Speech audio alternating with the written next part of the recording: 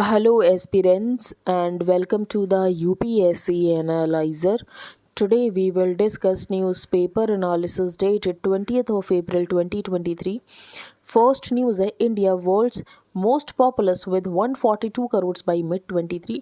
तो UNFPA ने reports निकाली है state of world population report 2023 and according to this report mid of 2023 तक इंडिया की पॉपुलेशन होगी 142.86 करोड़ एंड चाइना की पॉपुलेशन होगी 142.57 करोड़। तो इंडिया यहाँ पर मोस्ट पॉपुलस नेशन हो जाएगा।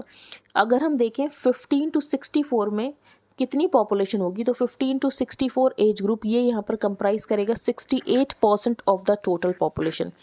तो अगर हमारे पास इतनी ज़्यादा वर्किंग एज पॉपुलेशन है तो इसका मतलब ये है कि हमारे पास बहुत ज़्यादा डेमोग्राफिक डिविडेंड है एंड डेमोग्राफिक डिविडेंड आप तभी रीप कर पाओगे जब लोगों के पास स्किल होगी।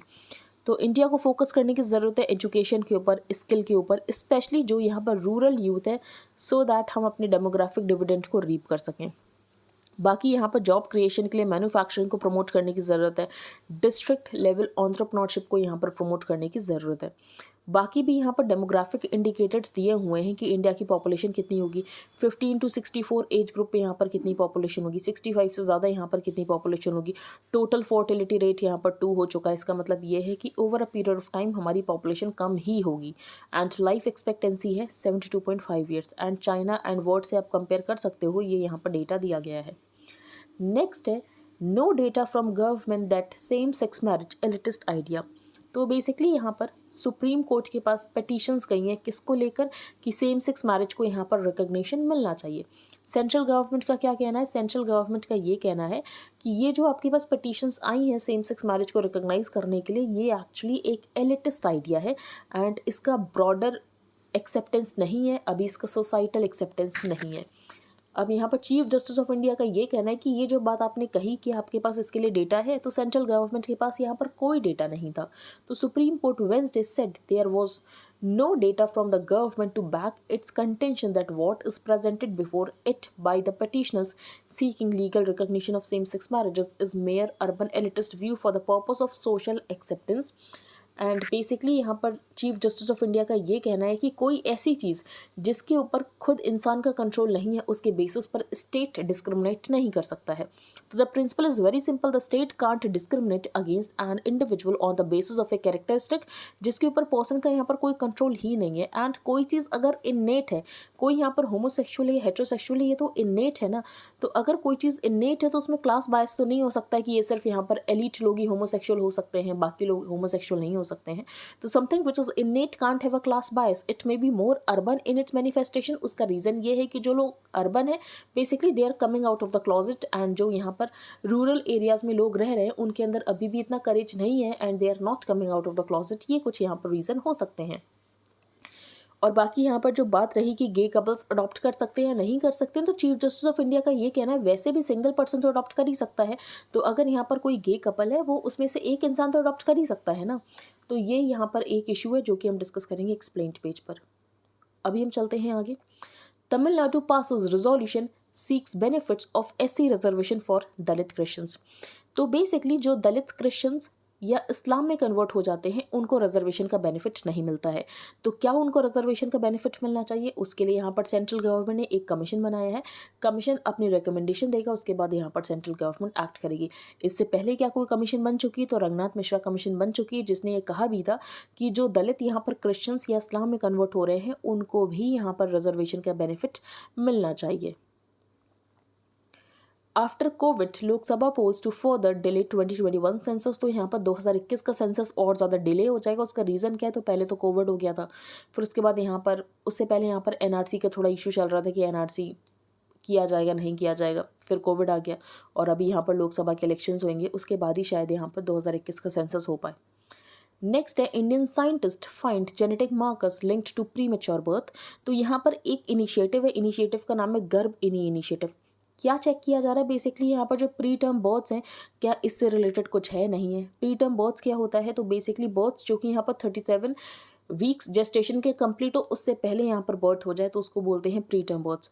तो स्टडी सिग्निफिकेंट क्योंकि प्री टर्म बर्थ यहाँ पर लार्जेस्ट कॉज है नियोनेटल डेथ्स का। Preterm births are defined as births before 37 completed weeks of gestation. तो ये आपको पता होना चाहिए। अब हम चलते हैं आगे। Fear of falling, hope of rising, ये हम नहीं डिस्कस करेंगे। आइडियाज़ ऑफ पेरेंटहुड, तो बेसिकली ये वही जो हम डिस्कस कर रहे थे इशू की, क्या यहाँ पर जो LGBTQI ये हैं, क्या ये यहाँ पर अडॉप्ट कर सकते हैं, क्योंकि यहाँ पर NCPCR का ये कहना है कि इनको यहाँ पर अडॉप्शन के राइट्स नहीं देने चाहिए, लेकिन वहीं DCPCR का कहना है कि इनको यहाँ पर अडॉप्शन के राइट्स देने चाहिए। तो recently the national commission for protection of child rights opposed the granting of adoption rights to same sex couples and claimed कि अगर आप ऐसा करोगे तो बेसिकली यहाँ पर जो चिल्ड्रन है उनको आप इंडेंजर कर रहे हो। ऑन द अदर हैंड जो यहाँ पर DCPCR है, इसने सपोर्ट किया है कि अडॉप्शन और सक्सेशन राइट्स मिलने चाहिए सेम सेक्स कपल्स को भी। लास्ट ईयर जो पार्लियामेंट्री स्टैंडिंग कमेटी बनी थी on personnel public grievances law and justice, इसने भी यही कहा था कि जो LGBTQI कम्युनिटी है उसको भी यहाँ पर अडॉप्शन के राइट्स होने चाहिए। ऑल्दो ये पॉसिबल है कि यहाँ पर जो सिंगल पर्सन वो अडॉप्ट कर सकता है, लेकिन अगर कोई as a homosexual couple adopt करना चाहे तो वो अडॉप्ट नहीं कर सकता है। तो although it is possible for a single person who may identify as LGBTQI to adopt a child, persons in a non heteronormative relationship ये जॉइंटली अडॉप्ट नहीं कर सकते हैं अंडर इंडियन लॉज। जो JJ एक्ट है 2015 का, ये अलाउ करता है हेट्रोसेक्सुअल मैरिड कपल्स एंड जो सिंगल और डिवोर्स पर्सन्स हैं कि ये यहाँ पर अडॉप्ट कर सकते हैं। जो Hindu adoption and maintenance act है, ये परमिट करता है कि कोई भी मेल या फीमेल हिंदू जो कि साउंड माइंड का है ये यहाँ पर अडॉप्ट कर सकता है। एंड अगर कपल्स को अडॉप्ट करना है तो बेसिकली उनको यहाँ पर स्पाउस की कंसेंट लगेगी। तो यहाँ पर जो Hindu adoption and maintenance act है एंड जो यहाँ पर जुवेनाइल जस्टिस एक्ट है, ये एनविसाज करता है कि जो प्रोस्पेक्टिव अडॉप्टिव कपल हैं ये यहाँ पर हेट्रोसेक्सुअल एंड मैरिड होने चाहिए।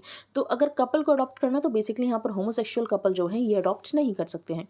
इन अ सिचुएशन फॉर एग्जाम्पल यहाँ पर कोई नॉन हेट्रोसेक्सुअल रिलेशनशिप है और यहाँ पर कोई एक partner as a single parent किसी बच्चे को अडॉप्ट करता है, तो दूसरे पार्टनर को यहाँ पर लीगल रिकॉग्निशन नहीं मिलेगा। तो other partner is deprived of legal recognition as an adoptive parent and दूसरा पार्टनर भी बेसिकली उसका इक्वल रोल होगा उस चाइल्ड की परवरिश में, लेकिन दूसरे पार्टनर को यहाँ पर रिकॉग्निशन नहीं मिलेगा।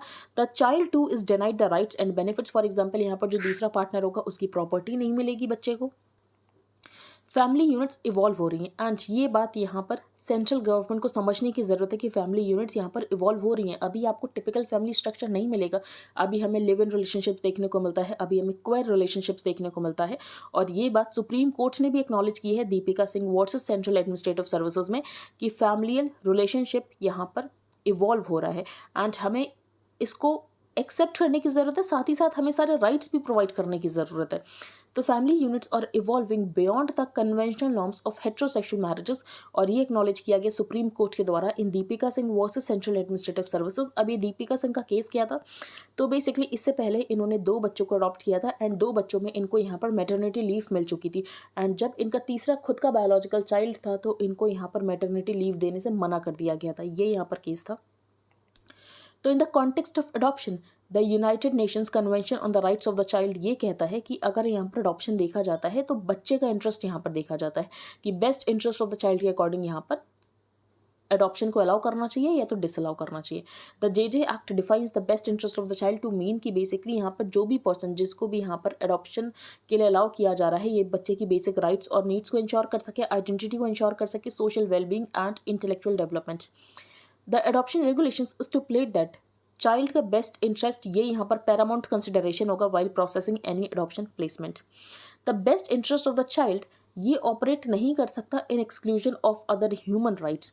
एंड अगर हम साउथ अफ्रीका की बात करें तो साउथ अफ्रीका में कोर्ट का जजमेंट आया था और कोर्ट का जजमेंट ये था कि अगर अनमैरिड सेम सेक्स कपल्स को एक्सक्लूड किया जा रहा है जो कि अदरवाइज सूटेबल है अडॉप्ट करने के लिए, ये बेसिकली वायलेट करता है principle of the paramountcy of the best interest of the child.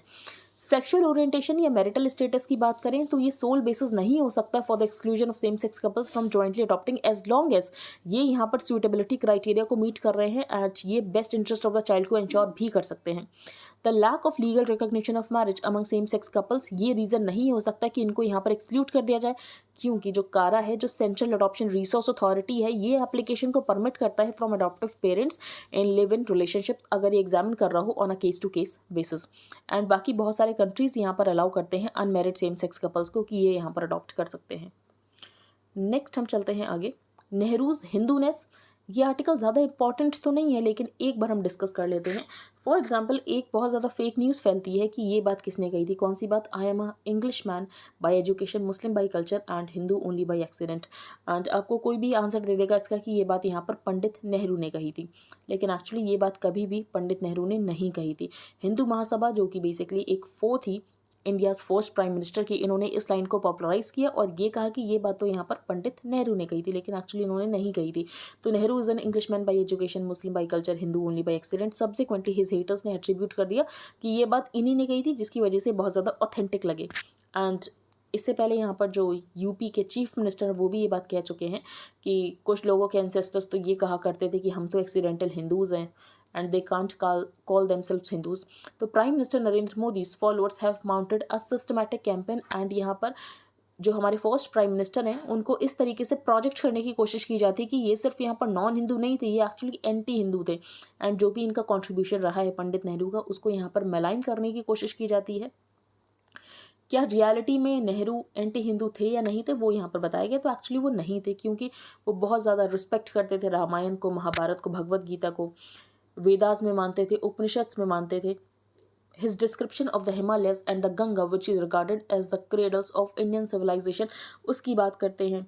Nehru stressed that, अब यहाँ पर एंटी हिंदू या इनको नॉन हिंदू क्यों कहा जाता है, क्योंकि बेसिकली जब ये मॉडर्नाइजेशन की तरफ गए तो इनको ये लगा कि मॉडर्नाइजेशन में एक्चुअली यहाँ पर हमें वेस्टर्नाइजेशन के भी कुछ पार्ट्स को लेना पड़ेगा। अब रीज़न उसका ये है कि उस समय मॉडर्नाइजेशन को बहुत तेज़ी से करना था। इंडिया रिसेंटली ही यहाँ पर इंडिपेंडेंट हुआ था। तो Nehru stressed that material development without moral and spiritual development would be ruinous for humanity. He was not a blind believer in modernization and never equated it with westernization। लेकिन उस समय India जल्दी से प्रोग्रेस कर सके, जिसकी वजह से हमने कुछ यहाँ पर वेस्ट से सीखा, और जिसकी वजह से ये कहा जाता है कि नेहरू यहाँ पर कल्चर को नहीं मानते थे, लेकिन एक्चुअली ऐसा बिल्कुल भी नहीं था। फिर नेक्स्ट है द इमेजिनेशन ऑफ अस। तो इस आर्टिकल में ऑथर ने क्या बात की? इस आर्टिकल में ऑथर ने ये बात की है कि जो वेस्टर्न कंट्रीज़ हैं उनको ये लगता है कि डेमोक्रेसी वो लेकर आए हैं एंड इंडिया ने उनकी डेमोक्रेसी को अडॉप्ट किया, लेकिन एक्चुअली ऐसा नहीं है। इंडिया में डेमोक्रेसी बहुत पहले से थी एंड इसका हमारे पास एग्जाम्पल भी है। फॉर एग्जाम्पल बुद्धिस्ट संघा, फिर यहाँ पर बात की गई है गणा, श्रेणी, ये सब कुछ यहाँ पर डेमोक्रेसी के ही एग्जाम्पल हैं। जैसे कि आपको संस्कृत टेक्स्ट मिल जाएंगे अष्टाध्यायी, बुद्धिस्ट कैनोनिकल वर्क्स मिल जाएंगे जैसे कि निकाया। तो Nikaya refer to several powerful republics उस समय हुआ करते थे, जैसे कि साक्यास ऑफ कपिल वस्तु, कोलियास ऑफ देवदहा एंड रामाग्रामा, एंड ये सब यहाँ पर रिपब्लिक्स थे। यहाँ पर कहीं ना कहीं इलेक्शन का सिस्टम था एंड कंसेंसस के बेसिस पर ही कोई डिसीजन लिया जाता था। तो रिपब्लिक्स को यहाँ पर डिस्क्राइब किया गया है। फिर यहाँ पर ये बताया गया कि अगर हम यहाँ पर लिच्छावीज़ की बात करें तो लिच्छावीज़ में एक्चुअली एक पब्लिक असेंबली हुआ करती थी एंड जो कॉमन हॉल हुआ करता था वहाँ पर यंग ओल्ड सारे लोग आते थे एंड कोई भी अगर एडमिनिस्ट्रेटिव डिसीजन लिया जा रहा है तो उसको यहाँ पर जनरल कंसेंसस के थ्रू लिया जाता था। तो ऐसा नहीं है कि यहाँ पर वेस्ट डेमोक्रेसी लेकर आए, डेमोक्रेसी इंडिया में बहुत पहले से एग्जिस्ट किया करता था। की supreme court verdicts that moved the needle on LGBTQI rights. तो सबसे पहले यहाँ पर बात की गई है case Puttaswamy versus Union of India, जिसमें यहाँ पर राइट टू प्राइवेसी को ये कहा गया था कि राइट टू प्राइवेसी एक फंडामेंटल राइट है एंड यहाँ पर LGBTQ पॉपुलेशन के बारे में बात की गई थी कि इनके राइट्स यहाँ पर सो कॉल्ड राइट्स नहीं है, बेसिकली जो राइट्स हैं इनके ये कॉन्स्टिट्यूशनल डॉक्ट्रिन के बेसिस पर है। इनके पास भी यहाँ पर राइट टू लाइफ है, इनके पास भी यहाँ पर राइट टू प्राइवेसी है, राइट टू डिग्निटी है। They constitute the essence of liberty and freedom. फिर सफ़ीन जहान वर्सेस यूनियन ऑफ इंडिया। तो बेसिकली यहाँ पर एक महिला थी 24 साल की महिला जिसने कि यहाँ पर इस्लाम में कन्वर्ट कर लिया था एंड उसके बाद उसको जो सही पार्टनर लगा उसने उससे यहाँ पर शादी की। इस रूलिंग ने रिकॉग्नाइज किया कि हर पर्सन के पास यहाँ पर राइट है कि हर पर्सन अपने पार्टनर को चूज़ कर सकता है एंड ये fundamental right to liberty and dignity का फैसेट है। फिर Shakti Vahini versus Union of India, जिसमें कोर्ट ने रिकॉग्नाइज किया कि खुद के पार्टनर को चूज़ करना ये एक फंडामेंटल राइट है। आज अगर दो अडल्ट पार्टनर्स यहाँ पर चूज़ करते हैं एक दूसरे को एज लाइफ पार्टनर तो ये मैनिफेस्टेशन है उनकी चॉइस का which is recognised under articles 19 and 21 of the constitution. Navtej Johar versus Union of India, तो यहाँ पर सेक्शन 377 को डीक्रिमिनलाइज किया गया था एंड दीपिका सिंह, जो कि मैं आपको पहले ही बता चुकी हूँ कि बेसिकली ये जो वुमेन थी इसने यहाँ पर 2 बच्चे अडॉप्ट किए थे जिसके लिए इसने यहाँ पर मैटरनिटी लीव ले ली थी एंड उसके बाद जब इसका फर्स्ट बायोलॉजिकल चाइल्ड था तो इसको यहाँ पर मैटरनिटी लीव को डिनाई कर दिया गया था। फिर यहाँ पर सुप्रीम कोर्ट का ये कहना था कि जो फैमिली रिलेशनशिप है ये यहाँ पर चेंज हो रही है, अभी हमें atypical form of familial relationships देखने को मिल रही, तो ज़रूरी ये है कि इन सबको प्रोटेक्ट किया जाए। जो यहाँ पर एटिपिकल फॉर्म्स ऑफ रिलेशनशिप है, इनको सारे राइट्स दिए जाए। तो such atypical manifestations of the family unit are equally deserving not only of protection of law, basically यहाँ पर जो सोशल वेलफेयर है ये भी यहाँ पर एश्योर किया जाए। नेक्स्ट है डेड नेमिंग। अब डेड नेमिंग क्या होता है? तो dead name is essentially the name जो कि ट्रांस नॉन बाइनरी या जेंडर एक्सपेंसिव पर्सन खुद को देते हैं before they adopt a more self affirming name. The act of intentionally की बेसिकली आप ट्रांस नॉन बाइनरी ने जो भी अपने लिए खुद का नाम सेलेक्ट किया है, आप उस नाम से मत बुलाओ उसको, तो ये है डेड नेमिंग। तो बेसिकली आप कह सकते हो कि अगर किसी ने खुद को कोई और नाम दिया है लेकिन आप उसको उस नाम से आइडेंटिफाई नहीं कर रहे हो, तो आप उनको रिकग्नाइज नहीं करते हो। तो dead naming is harmful because refusing to use a person's chosen name और pronouns is a form of transphobia and sexism. Next behind population numbers. तो बेसिकली यहाँ पर बताया गया कि इंडिया की पॉपुलेशन यहाँ पर सबसे ज़्यादा होगी। इंडिया यहाँ पर वर्ल्ड का मोस्ट पॉपुलस नेशन होगा एंड इंडिया यहाँ पर चाइना को सरपास कर देगा। द मोस्ट रिलायबल फिगर यहाँ पर सेंसस से आते हैं, लेकिन सेंसस यहाँ पर नहीं हुआ है एंड सेंसस हो सकता है कि यहाँ पर 2024 के इलेक्शंस के बाद हो। अगर हम यहाँ पर बात करें तो सेंसस इतने लंबे समय के लिए कभी डिसरप्ट नहीं हुआ जितने लंबे समय के लिए अभी हुआ। उसका रीज़न क्या है? तो उसका रीज़न हम डिस्कस कर चुके हैं। बेसिकली पहले एनआरसी एनपीआर का इशू हो गया था, उसके बाद यहाँ पर कोविड का इशू हो गया एंड अभी इलेक्शंस आने वाले हैं। Shifting elephants shifts conflict what lessons from the past से। तो बेसिकली एक एलिफेंट है जो कि ह्यूमन सेटलमेंट में आ जाता है, बहुत सारा नुकसान करता है, तो इसको यहाँ पर शिफ्ट करने की बात की गई है। कहाँ पर? पराम्बीकुलम टाइगर रिजर्व। तो आपको इसकी लोकेशन पता होनी चाहिए कि पराम्बीकुलम टाइगर रिजर्व कहाँ पर है। बाकी इस आर्टिकल में कुछ इंपॉर्टेंट नहीं है। फिर Sudani army rival forces agree कि बेसिकली यहाँ पर सीज फायर हो।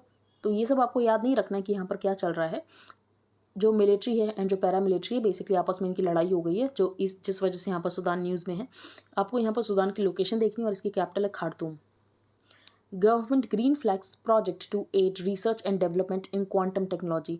तो बेसिकली यहाँ पर नेशनल क्वांटम मिशन को अप्रूव किया गया है, साइंटिफिक एंड इंडस्ट्रियल रिसर्च हो सके क्वांटम टेक्नोलॉजी में। तो क्वांटम टेक्नोलॉजी वैसे भी बहुत इंपॉर्टेंट हो चुका है। Quantum mechanics, quantum physics, quantum entanglement क्या होता है, इसके लिए नोबेल प्राइज़ भी मिला था। तो क्वांटम इंटेंगलमेंट क्या होता है, क्वांटम सुपरपोजिशन क्या होता है, ये सब कुछ आपको पता होना चाहिए। तो क्वांटम कंप्यूटर की अगर हम बात करें तो प्रोसेसिंग होती है क्यूबिट में। क्यूबिट में प्रोसेसिंग होती है, इसका मतलब ये है कि 0 और 1 साइमल्टेनियसली हो सकता है। अगर हम यहाँ पर क्लासिकल कंप्यूटर्स की बात करें तो एक समय में 0 ही हो सकता है या तो 1 ही हो सकता है, लेकिन इसमें यहाँ पर क्यूबिट में प्रोसेसिंग होती है एंड 0 एंड 1 यहाँ पर साइमल्टेनियसली हो सकता है। इसका यूज़ किया जा सकता है सिक्योर कम्युनिकेशन के लिए। इसका यूज़ किया जाएगा एटॉमिक सिस्टम्स बनाने के लिए, एटॉमिक क्लॉक्स बनाने के लिए, जिसमें यहाँ पर टाइमिंग बहुत ज़्यादा प्रिसाइज होगी, कम्युनिकेशन बहुत ज़्यादा प्रिसाइज होगी एंड प्रिसीजन के साथ नेविगेशन भी हो सकेगा। तो आई होप आपको सब कुछ क्लियर हो गया हो। अगर आपका कोई भी डाउट है तो आप टेलीग्राम ग्रुप पर पोस्ट कर सकते हो। If you like the analysis then please like share and subscribe. Thank you and have a nice day.